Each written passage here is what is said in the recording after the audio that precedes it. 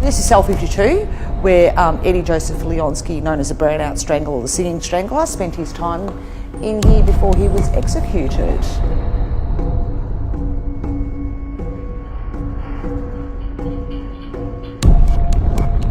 So he said that when he had these women pinned down and he's strangling them, he would put his mouth over their mouth and suck in their dying breath.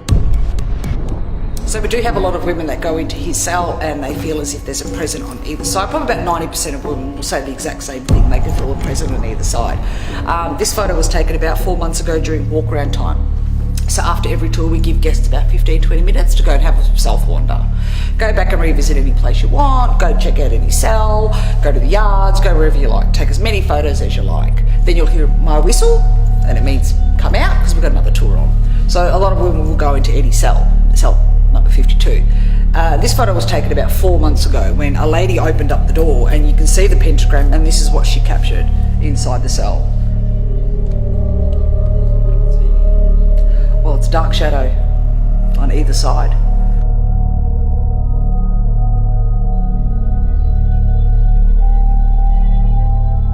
He was into the dark arts, he worshipped the devil and into Satanism and all that stuff, and he was obsessed with the female voice. He wanted it. So what happened in 1942 was they were worried about air raids from the year before.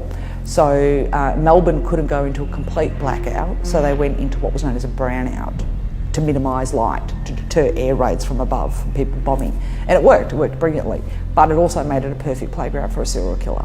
And that's what happened. Over the course of probably about 12 days, 3 women were found in the Albert Park area, strangled to death. But none of them had been sexually assaulted, none of them had been robbed. They all had their belongings on them, but they were all found strangled and semi-naked. He confessed. He said, I did it. He boldly admitted it and said, I'm the Brownout Strangler. And they thought, well, why did you do this? And he said, I was obsessed with the female voice and I wanted it, and the only way I knew how to get it was through sacrifice. So he said that when he had these women pinned down and he's strangling them, he would put his mouth over their mouth and suck in their dying breath, because he believed that's how he would capture their voices. So that pentagram is original. That's what Eddie Leonski drew when he was in here, because he was into Satanism and worshipped the devil and the cult and stuff like that. 90% of women will say pretty much the same thing when they're in there. They feel as if the room's rocking, like they're on a boat. They can definitely feel a presence, either right or left-hand side. So if they're standing in the pentagram like that, they feel it either right or left side. They can feel a presence.